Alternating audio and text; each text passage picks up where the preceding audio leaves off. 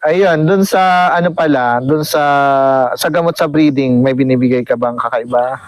Ano sir, yung sa excellence na ano, na pre-cleansing ano, Yung system ng pre-cleansing. ng cleansing 3 weeks. 3 week. So magastos nga lang. Magastos, no? Nasubukan ko na yun, saka bago mag-raise derby race, ina-apply ko rin yun. Yung first week ay ano, mag-purga, tapos paligo.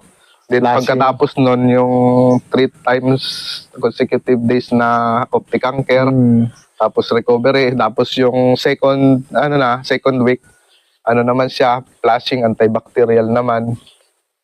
And then tapos yung sa last na week na niya, yung Salmustap para sa Salmonella. Sa digestion. Yun. Ayun pala yung ano, ganun din doon sa derby.